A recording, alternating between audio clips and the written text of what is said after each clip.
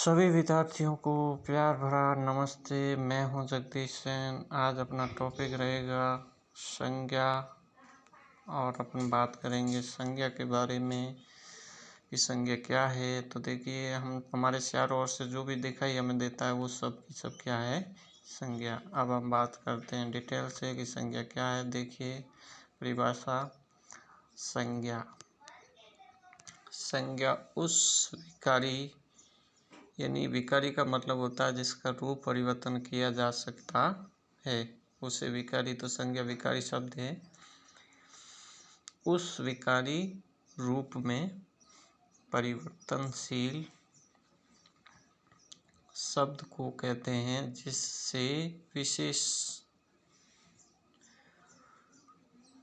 अपने वस्तु, स्थान, जीव, भाव आदि का बोध होता हो, उसे कहते हैं। जैसे वस्तु, किताब, पंखा, टेबल ये है। अगर बात करें स्थान की तो पटना, बिहार, दिल्ली, मुंबई। अगर हम बात करें जीव की तो चींटी, खरगोश, मनुष्य। अगर हम लोग बात करें भावात्मक की तो गुस्सा, खुशी, प्यार, नम्रता, मिठास, ये सब के सब। इसी प्रकार से यदि हम लोग ये जो सारी संज्ञा में आते हैं, फिर अपन डिटेल से पढ़ेंगे। इससे पहले थोड़े सब चित्रों से देखिए आप। यानी जो किसी का नाम ही क्या कहलाता है, संज्ञा। जैसे कुछ जाति में हो या भाव में हो, आपको चित्र वगैरह दिखाई दे रहे हैं। आगे अपन बात करते हैं डिटेल से संज्ञा के भेद। संज्ञा के 5 प्रकार के भेद होते हैं: व्यक्तिवाचक, जातिवाचक, समूहवाचक और द्रव्यवाचक। देखिए डिटेल से सभी।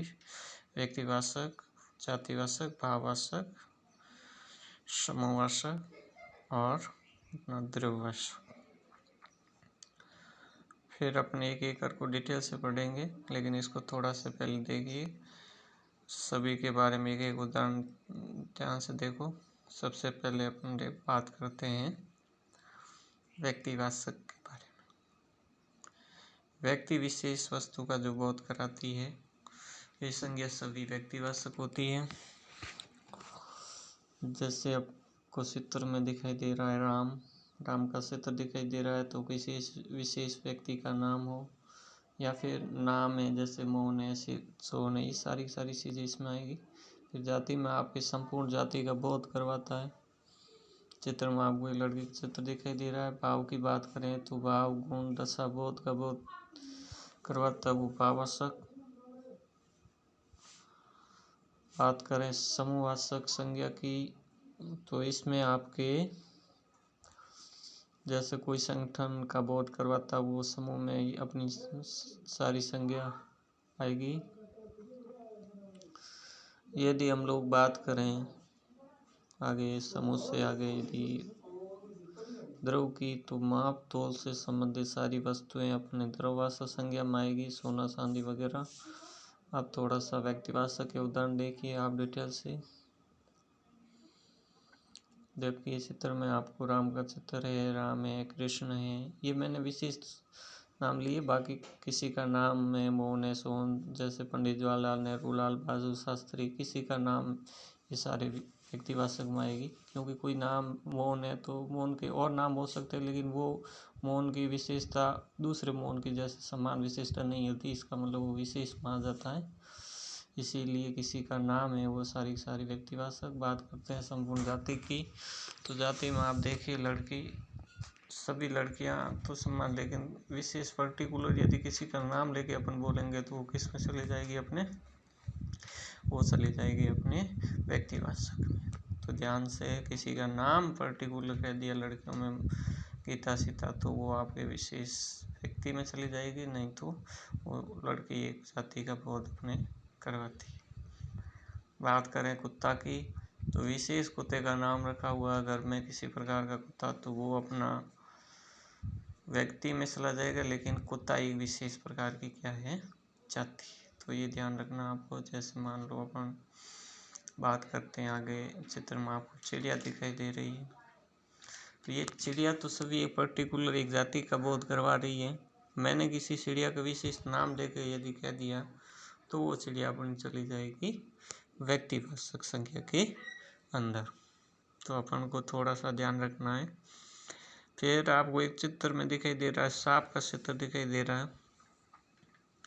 ये सांप का चित्र जाति है, लेकिन मैंने यदि किसी का नाम लेके कह दिया कि ये कोबरा सांप है या मणिधरी सांप है तो वो चला जाएगा अपना व्यक्ति में।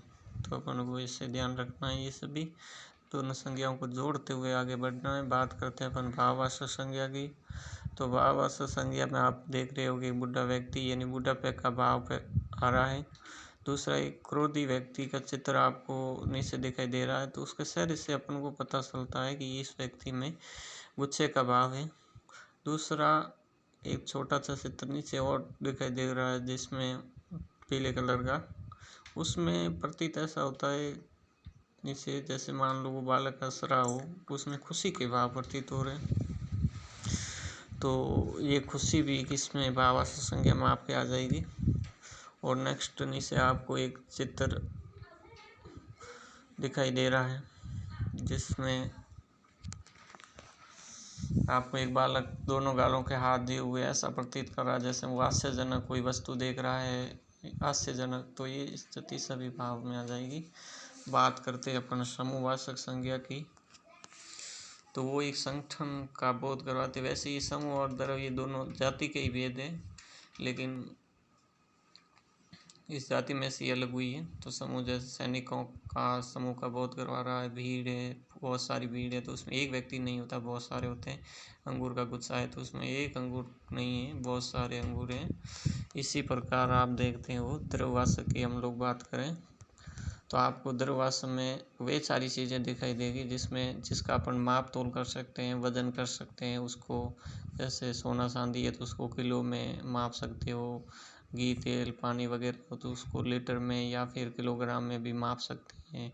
चीनी वगैरह तो किलोग्राम में उसको मापा जा सकता है। तो माप तोल से संबंधित सारी वस्तुएं अपनी आएगी द्रव्यवाचक में। तो ये हुआ अपना सामान्य परिचय एक बार। फिर अपन आगे अपन डिटेल से भी पढ़ेंगे एक एक संज्ञा को करके। तो देखिए व्यक्तिवाचक संज्ञा। देखिए व्यक्तिवाचक संज्ञा में क्या है, जिस शब्द से किसी एक वस्तु या व्यक्ति का बोध होता है, एक ही का बोध होता है। तो ध्यान रखना है व्यक्तिवाचक में केवल एक का बोध करवाना है। जैसे महात्मा गांधी का चित्र है तो ये विशेष व्यक्ति ही का बोध करवा रहा है जिसमें महात्मा गांधी। तो ये महात्मा गांधी का नाम और हो सकता है, लेकिन महात्मा गांधी के जो गुण थे वो उस व्यक्ति में नहीं होंगे, तो वो एक विशेष प्रकार का हो गया। जैसे बात करें भारत की तो भारत एक देश है, भारत एक देश है। तो ये देश तो है, लेकिन इस देश में ये भारत का नाम ले लिया तो वो आ गया अपना व्यक्तिवाचक में। अगर देश की बात करें तो वो चला जाएगा अपना जातिवाचक में। बात करते हैं गंगा नदी की, तो ये विशेष नदी का नाम रखा हुआ है गंगा, तो ये अपने आएगी व्यक्तिवाचक संज्ञा के अंदर। अब आप नीचे कुछ शब्द में लिखे गए हैं जिसमें कौन नहीं होगा, वो आपको राइट है इसका मतलब व्यक्तिवाचक है, गलत है वो है जाति का या दूसरी का हो सकता है। तो नदी एक प्रकार की जाति है, गंगा एक विशेष नाम है, इसका मतलब व्यक्तिवाचक। दूसरा लड़की, तो उसमें आपको दिखाई दे रहा है जैसे लड़की में आपके जाति हो जाएगी। यदि गीता सीता किसी का नाम है तो वो आ जाएगा व्यक्तिवाचक में। इसी प्रकार आगे अपन देखते हैं देश। देश तो एक जाति है, अगर भारत है, अमेरिका, कनाडा ये नाम ले लिया तो विशेष। कुतिया का नाम, जैसे लाई का नाम की कुतिया को अंतरिक्ष में भेजा गया था तो ये विशेष प्रकार की कुतिया का नाम है, तो वो विशेष यानी व्यक्तिवाचक में आ जाएगी, कुतिया जातिवाचक। एक उदाहरण मैंने लिखा है, जैसे मान लो लिखा हुआ है रामायण के राम पुरुषोत्तम थे, तो यहाँ राम एक पर्टिकुलर एक विशेष प्रकार व्यक्ति का बोध करवा था। नीचे लिखा दो राम आपस में बात कर रहे हैं, तो ये दो राम अलग अलग हैं। इसका मतलब राम शब्द तो हो सकता है व्यक्तिवाचक, लेकिन दो राम की बात की जा रही है। इसका मतलब ऊपर वाले वाक्य में और नीचे वाले वाक्य दोनों वाक्यों का कंपेरिजन करने पर हमें अंतर मालूम आ रहा है। दूसरा देखिए जातिवाचक संज्ञा, तो उसमें एक जाति का, इसमें संपूर्ण जाति का, तो एक से अनेक का बोध हो रहा है। जैसे लड़का है, कुत्ता है, मनुष्य, जो चित्र में आप देख रहे हो, तो जाति में अनेक का बोध करवाएगा। मनुष्य है तो एक मनुष्य नहीं, मनुष्य एक प्रकार की जाति है। नेक्स्ट देखिए कौन नहीं होगा, तो आप जैसे राइट का निशान है, वो तो जाति का है, नहीं है वो जाति का नहीं है। लड़का जातिवाचक है, राम क्या है, व्यक्तिवाचक। घोड़ा, मैंने कहा घोड़ा, तो घोड़ा तो एक प्रकार की जाति हो गई। बट यदि मैंने कहा सेतक, तो सेतक ही महाराणा प्रताप का घोड़ा था, तो वो अपना किस में असर आ जाएगा, व्यक्तिवाचक संज्ञा के अंदर। तो ये चीज़ें आपको थोड़ी सी ध्यान रखनी है। साथ साथ में अपने दिमाग में भी रखना है कि कौन व्यक्तिवाचक में आएगा, कौन जाति में। आगे बात करते हैं अपन समूहवाचक की। संज्ञा के शब्द वस्तु जो समूह का बोध करवाते हैं वो समूहवाचक संज्ञा होगी, जिसमें सैनिक आपको एक समूह बोध हो रहा है, क्लास के बच्चे खड़े हैं समूह का बोध करा रहे हैं, अंगूर का गुच्छा आपको समूह का बोध करवा रहा है। इसी प्रकार कौन होगा कौन नहीं होगा, तो राइट का निशान वो तो आपके समूह है। जैसे वायु सैनिक, तो बहुत सारे सैनिक हैं, इसका मतलब समूह का बोध। मैंने कहा BS धनोआ, तो एक पर्टिकुलर वायुसेना का अध्यक्ष का नाम है, तो वो एक विशेष प्रकार का एक व्यक्ति की बात हो रही है और एक की हो रही है, इसका मतलब व्यक्तिवाचक। और वायुवाचक सैनिक है, अनेक है, इसका मतलब जातिवाचक। तो अनेक जातिवाचक और एक इसमें हो जाएगा व्यक्तिवाचक। बात करते हैं भाववाचक संज्ञा। भाववाचक संज्ञा वैसे तो जो भी अपन हमारे को दिखाई नहीं देती है, ये भाववाचक संज्ञा को केवल हम महसूस कर सकते हैं, वो सभी आएगी, जिसमें व्यक्ति, वस्तु, गुण, दशा आदि का जो भी अपन महसूस कर सकते हैं, केवल देख नहीं सकते। और ये सदैव एक वचन में होती है, ध्यान रखना। तो इसमें आप विशेष रूप से देखिए, गुण की बात करें, दशा की बात करें, या फिर भाव की बात करें, तो ये सारी की सारी अपनी भाववाचक संज्ञा आएगी। आप दशा में कहें बुढ़ापा है, गरीबी वगैरह, ये सब दशा की बात, स्थिति यानी व्यक्ति की स्थिति क्या है, वो दशा कहलाती है। इसी प्रकार इसको आपको थोड़ा सा ध्यान रखना विशेष रूप से, ये सारी चीज़ें आपको। आगे यदि हम लोग बात करें इस गुण की, तो जैसे गुण है, व्यक्ति ईमानदार है, बहादुर है, मेहनती है, अच्छा है, तो ये व्यक्ति के गुण की बात हो रही है।